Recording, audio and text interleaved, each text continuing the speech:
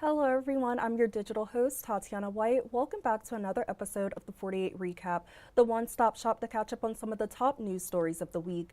We've had many stories happening this week, including a bond hearing for the suspect at the center of 27 Miles of Terror, a verdict in the case of a Madison County man who murdered his wife, a scam to be on the lookout for, a father's being held in jail by ICE after a car accident, updates on a Starbucks being unionized, and some employees at UNA are facing a big decision. I hope you all are safe from last night's storms, and I hope you all are having a wonderful weekend. Let's get into this weekend's recap.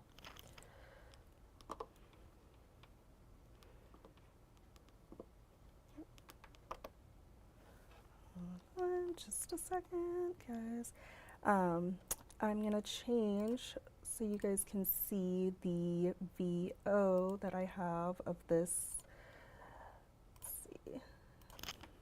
All right, here we go. Okay, so one of the top news stories of the week was out of Limestone County. The commercial truck driver at the center of 27 Miles of Terror along I-65 will remain behind bars. A judge denied bond for John McAdams this week. McAdams is now charged with murder after several collisions along I-65 last week. One of those crashes killed Austin Peay football player William Hardrick. State troopers say McAdams' blood alcohol content was over the legal limit, and he admitted to drinking a water bottle filled with tequila before the collisions. Hardrick's uncle sat in on the hearing, and he was shocked when he learned McAdams was drinking alcohol before getting behind the wheel of an 18-wheeler. He also shared how heartbroken he was when he learned of Hardrick's death, especially since he talked to him the day he died.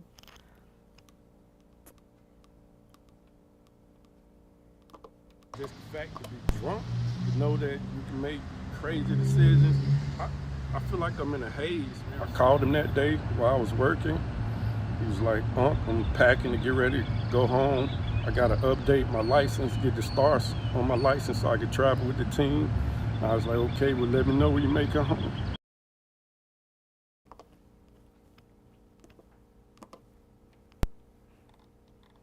The case for McAdams is now bound for a grand jury. And on Friday, a Madison County man who pleaded guilty to killing his wife, Erin Jones, in front of his infant was sentenced. Reese Jones was initially facing a capital murder charge for the shooting, but the state amended those charges to manslaughter. Erin's mother shared with 48 News how she is relieved that Reese was charged, but the grief is never ending, especially having to raise Erin and Reese's daughter. We were just so worried because nothing has gone right in this case. It just never seemed like we were ever going to see a day of justice, and we're just happy that the judge saw the seriousness of the crime and the impact of the loss of Erin on all of us, and agreed that he should get the maximum sentence. It's not over, really. It's we have a little girl that we're going to raise, and she's going to have questions one day, and she's going to be re-traumatized all over again when we have to tell her what happened to her mother, and it just hurts my heart. Will Elric with Broadway Theater League says in their 8 showings of Les Mis at the BBC this year, there were over 20 different reports of ticket scams. We have lots of people that show up here. So this is my email, so bring it to the box office, and we're sorry.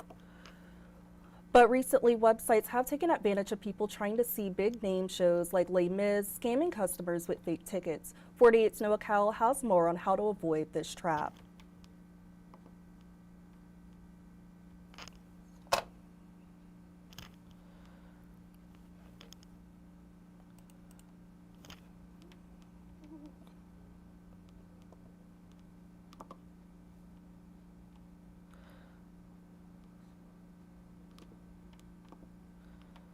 Ticket scams. We have lots of people that show up here. So this is my email, so bring it to the box office, and we're sorry you don't have a ticket. Elric says these scams have come in 2 forms. One website is reselling real tickets, but often at nearly 10 times the actual face value. Another was selling tickets that just don't exist at all. Elric says people get easily tricked because these websites pay extra money to show up at the top of Google search results. And when you're on the site, they'll pressure you to get tickets fast before they sell out. They've bought 200 tickets in the last hour. Tickets are going fast. Those are not things that we do on Ticketmaster.com, which is our individual resale, or on our website or the BBC, who also uses Ticketmaster. Elric says these type of scams don't just affect Broadway Theater League's performances, but other events throughout the VBC as well. One customer, Mackenzie Zadiebel, says she and her friend were scammed months ago when they received fake Huntsville Havoc tickets on Facebook. I have the tickets right here, and they're like, no, we don't even sell through like this vendor. So like you got scammed, unfortunately. Definitely go through like the actual website, or like make sure that they're legitimate or from where like tickets normally are sold through the VBC. Elric also urges people to prioritize getting tickets through the VBC or Ticketmaster website, or to get their tickets in person. If you get them at the VBC box office or BTL office, you can't get scammed and you avoid online ticket fees. Reporting in Huntsville, Noah Cowell, 48 News, on your side. And a family in Huntsville says they feel helpless after their father was hit in an accident but was arrested for driving without a license while passing through Georgia. When they went to bail him out, they learned he was placed under an ICE hold. His daughter says he was weeks away from receiving his citizenship after living in the country for more than 2 decades. 48's Nick Ballinger shares more on this story. Brianda Bird says her father is the most hardworking man she's ever met. Well, he would do whatever it takes to make sure that his family's taken care of, to make sure that we have to eat. Jaime Morales worked 3 jobs in the Hampton Cove area before he was placed in an ICE detention center nearly 3 weeks ago. Morales was driving with his wife and 8-year-old daughter in Noonan, Georgia when they were in a car accident. When police learned Morales didn't have a license, he was arrested. Attorney Hunter Garnett represents the Morales family. I've never seen anyone arrested, taken to jail for driving without a license. In Georgia, driving without a license comes with a minimum 2 days in jail. When he posted bail, he was detained by ICE officers. It's a lot of worry and fear and hopelessness. Wish that I could do something to fix this, but I can't. Bird broke the law 20 years ago when she crossed the Mexican border with her parents and is now here legally under the DACA program. They came here for a better future. For me at the time, my mom was pregnant with my brother, who's now serving this country. Her 19-year-old brother is an active duty Marine stationed in California. She says her father cried tears of joy when he enlisted. They know what it's like to suffer in other countries. They know life before this. So yes, he was incredibly patriotic. And her family has lost their breadwinner. Garnett fears this may create a chilling effect across the immigrant community. If we're going to arrest every undocumented immigrant who's driving without a driver's license, what do you think is going to happen next? When they're in a car accident, when they're pulled over by the police, they're going to run.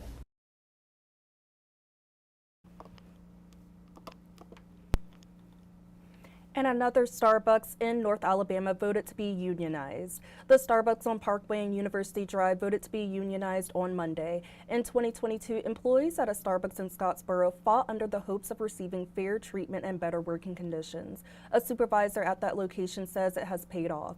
Briar Wolf said the collective voice is a lot louder than 2 or 3 people, and sporadic scheduling and low wages were some of the key reasons behind Monday's vote.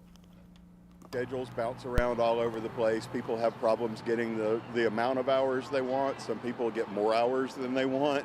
So it's really hard to build a life around it because everything's just all over the place all the time. Everybody should be represented by a union because, again, the collective voice is a lot louder than 1 or 2 individual voices.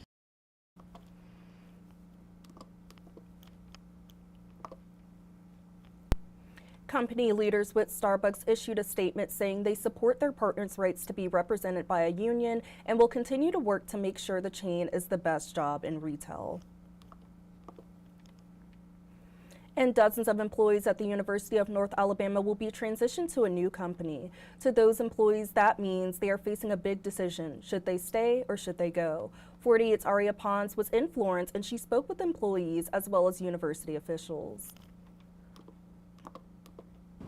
A handful of environmental service employees tell me they're between a rock and a hard place after the University of North Alabama contracted out a company called SSC to take over their custodial division. We're not being thought of as people, we're being thought of as things. This new partnership would mean the custodial employees will now work for SSC instead of the university as state employees. That change will mean different insurance, different retirement benefits, and paid time off. The reason a lot of people takes the job at UNA is for the benefits, for the PTO time, for the sick time, for the holidays off, to be with your family.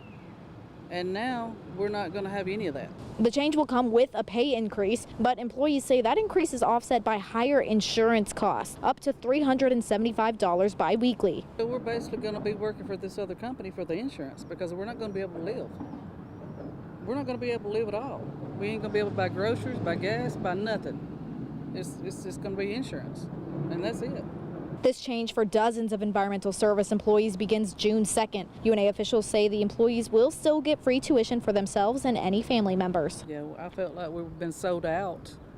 I mean, they didn't give us, we only had 2 weeks to decide what we were going to do, and that's not right.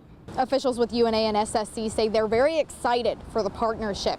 UNA does say that employees who are very close to retirement should be able to keep their retirement benefits under UNA, while the other employees will have to switch over to SSC and get a 401k, which differs from a state pension.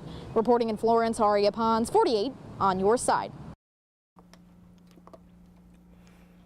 And coming up after the break, a sneak peek into our news coming up in our evening newscast, giving a look into great events happening in the Huntsville and surrounding areas. All that and more when we come back.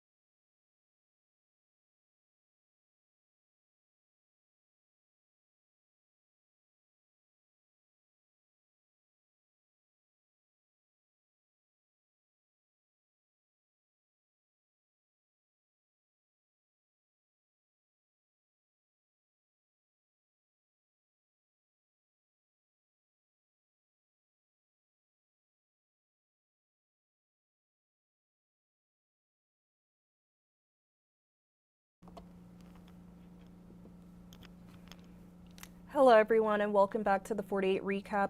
A few stories to look out for coming up in our evening newscast. A Lacey Spring woman was charged on Tuesday with 2 counts of chemical endangerment of a child after a toxicology results revealed the presence of drugs in 2 fetuses she left in her trailer on ice. According to an affidavit, on December 6th, an investigator with the Morgan County Sheriff's Office responded to a child death call at a trailer park in Lacey Spring. The affidavit said the investigator received the call from a captain with the New Hope Police Department who had arrested 32-year-old Mary Denise Soto, and she told him she had just given birth that morning to 2 fetuses at the trailer park. A Morgan County coroner used a multi-drug screening kit to test fluid from the fetuses, and the results came back positive for multiple drugs. Soto's blood samples were submitted to the Alabama Department of Forensic Sciences, and those results also came back positive for multiple drugs. As of yesterday, Soto remains in custody. Soto has faced drug charges and chemical endangerment with children charges in the past as well. And a New Mexico man who was found with a missing Albertville teen in April has been extradited to Marshall County. Jail records show that 32-year-old Raul Romero was extradited to the Marshall County Jail on Wednesday. He is being charged with interference with custody, and he's being held on a $100,000 bond. Romero was caught with a missing 13-year-old girl on April 30th after a traffic stop in Arizona. Public court records show that Romero will have a preliminary hearing on June 18th. We will not be having a 5 or 6 p.m. newscast tonight due to the Preakness Stakes. Tune into our 10 p.m. newscast to hear more details on all of these stories. And if you're looking for a fun event to check out in the area this weekend, today is the 2025 Rocket City Barbecue and Soul Fest. This is a day full of flavor, music, and fun. Event organizer Jeremiah Bond shares more on what attendees can expect at this incredible event. Okay, so our theme is music, food, vibes. So that's always meaning we want to bring people together around food and around music and around barbecue, and we want to create a culture for that. We're working in terms of having a urban event that brings people together around soul music and great food. We pack a lot of value, and if you like to have a good time, if you like outdoor events, come and enjoy yourself. And not just that, bring your friends. We thought about this, and we like the fact that we're the longest running one. So we start at 10 in the morning. Really, you can get there at 7 to set up, and your day can start at 7 o'clock in the morning, and it won't end until 9 at night. So you get to, for $25 with national coordinators there. I mean, you cannot beat this. Yes. You cannot beat this. It's definitely a steal. So Yeah, absolutely. You cannot beat this anywhere.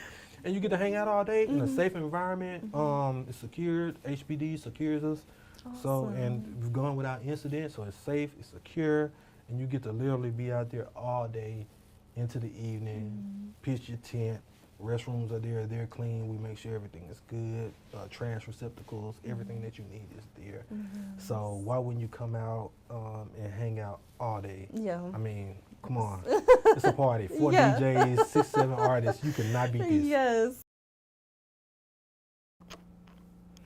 It was such a great time sitting down with Jeremiah and learning more about this exciting Barbecue and Soul Fest. The festival started at 10 a.m., but it's not too late to still get a ticket. The event will be going on until 9 p.m. tonight, and it is held at the NSS headquarters and conference center on Pulaski Pike in Huntsville. Tickets can be purchased at RocketCityBarbecueSoulFest.com. And Invisible Warriors is putting together a Veterans Community Expo event tomorrow. This event is bringing together dozens of service providers and organizations to help veterans transition, connect, and thrive in civilian life. Invisible Warriors founder and the Veterans Community Expo organizer, Nancy Beckner, joined me to share more on the impact and importance of this expo. This is a safe space. We want you to know that you are cared about, that you are supported, that you are appreciated and valued. And we want you to know that it's okay for you to come out and be a part of something. And it gives you the ability to have that camaraderie that you might not have had since you've left the service. This is going to be such a positive community event, so definitely check it out tomorrow if you can. The expo is tomorrow from 12 p.m. to 5 p.m. at GigaParts Classroom in Huntsville, and it is free admission. This event is open to everyone, whether you are currently serving in the armed forces, a veteran, a family member of a veteran, or someone who just wants to provide support and learn more. And to hear more about the Rocket City Barbecue and Soul Fest and the Veterans Community Expo, the full 48 Now interviews for both can be viewed at WAFF.com under the Digital Shows tab. And there are just so many more awesome events happening in the city this weekend, like Camp to Amp, which is a family fun day with lots of activities and food. This will be at the Orion Amphitheater. It is free and will be going on until 6 p.m. tonight. And of course, check out the fair happening at Toyota Field. Go out and enjoy all these fun events Huntsville and the surrounding areas have to offer this weekend. And check out Huntsville.org's event tab and WeAreHuntsville.com's event calendar to check out more events happening in the area.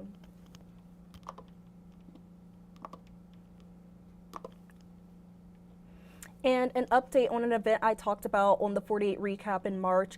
I sat down with the founder and CEO of the HBCU STEM Education Run, Danielle Lewis, and this run has a mission to educate, empower, and elevate HBCU STEM students through scholarships and career resources.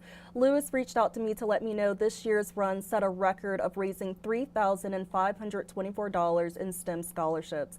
There were over 80 runners from 12 states, with the most coming out of Georgia, and the most HBCU runners came out of Alabama A&M University, and they partnered with 25 Black-owned Huntsville businesses. So I just wanted to give a big congratulations to Danielle for a successful HBCU STEM education run, and I'm wishing you all much more success in the future. That's all I have today for the 48 recap. Let's check out some of the Saturday snapshots people submitted today.